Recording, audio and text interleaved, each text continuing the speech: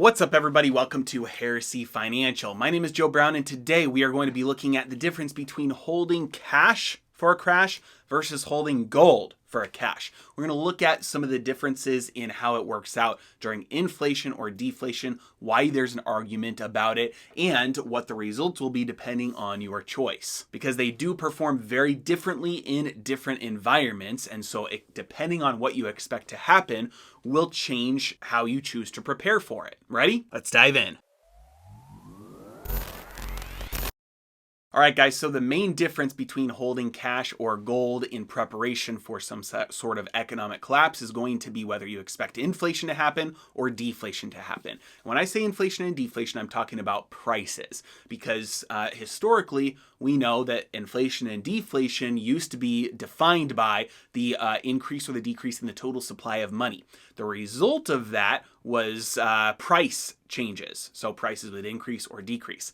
But over time, the definitions kind of changed and common parlance changed to where when people say inflation and deflation today, they're mainly referring to the prices of the general level of prices of goods and services and assets going up or going down. When you zoom out at history and you look at long periods of time, and I'm talking hundreds to thousands of years, what you see is a couple of things. Number one, deflation is a natural force of history. Prior to the early 1900s, if you were to ask an old person, what the price of something was in their day, it would be the opposite answer of what old people say today. Today, if you talk to an old person, they'll say, back in my day, that only cost 25 cents, or back in my day, you could do that for 5 cents. Prior to the early 1900s, talk to an old person, their common remark would be, man, back in my day, that used to be so expensive. Everything has gotten cheaper now. That's because for most of human history, the total supply of money was generally constrained. It didn't increase that fast. Over time, it generally increased at about the same pace as population. But there was still growth, there was still productivity, there was still innovation, there was still increases in the quality of living, which meant that if you don't have a corresponding increase in the supply of money, that means prices have to go down. Deflation means you get more for less, and that's been true of what's been happening for all of human history. If that wasn't true, we'd still be foraging and we'd be harvesting berries and hunting in tribes. We wouldn't have any of the modern conveniences, modern technology, production, or ease of access to many of the luxuries and necessities of life. So the long-term force of history is deflation. But you can look back for hundreds of years and see short-term bursts of inflation. And that happens when a government or society resorts to using a form of money that is not constrained to physical labor in order to be increased in its supply. If gold is money, in order to get more money, you either have to sell, we have to produce something of value, or you have to go dig it out of the ground and refine it. And both of those require labor or capital or both. And so when money is something with a fixed supply or a very low amount of increase in its supply over time, that means that things over time get cheaper, which also means that the purchasing power of that kind of money, it stays, it holds. And that's why when you look at the salary paid to a Roman centurion in gold coins, in today's dollars was somewhere around $60,000 today.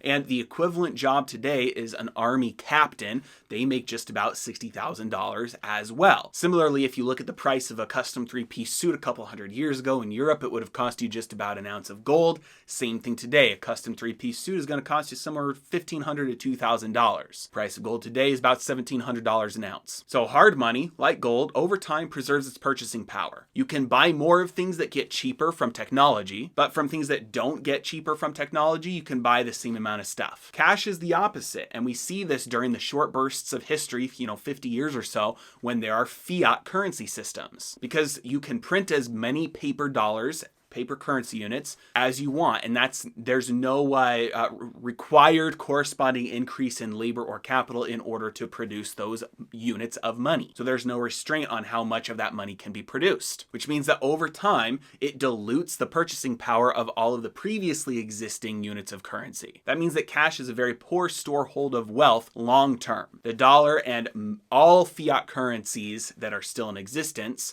because most of them are not in existence anymore, but all of them that currently are have lost over 90% of their purchasing power since inception. But here's the deal. Just as gold doesn't really lose its purchasing power over time, it maintains it, it also isn't going to gain in purchasing power over time.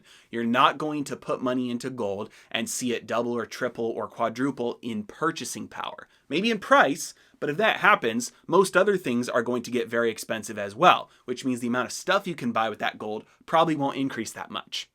Which means that for cash, long term, its purchasing power declines, but short term, if you have a deflationary collapse, your cash will be able to buy a lot more stuff than it could before. So in inflation, gold keeps its purchasing power. In deflation, gold keeps its purchasing power. In inflation, cash loses its purchasing power. In deflation, cash gains in purchasing power, which means that holding cash is basically like a bet. It's a speculative bet that we are going to have deflation or that we might have a deflationary crash. It means you're betting that the total amount of money in the system will at least short term collapse. That if we do have some sort of crash, the amount of debt and the fall in asset prices won't be able to be offset by money printing, that central banks won't print enough money to paper over that decline in currency units in circulation. Which means if that happens, if you're right, your cash will go a lot further than it did before. Just like during the Great Depression, if you did have cash,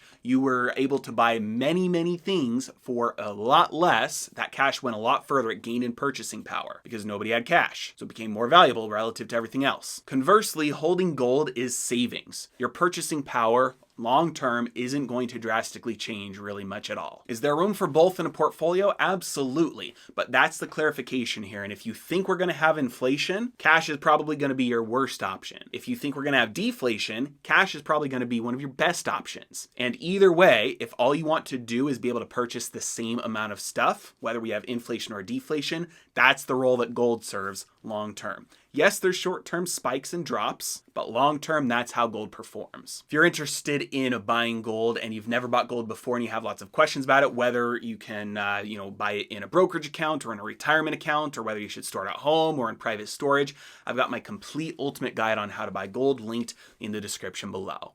As always, I really appreciate you guys. Thanks for watching. Have a good day.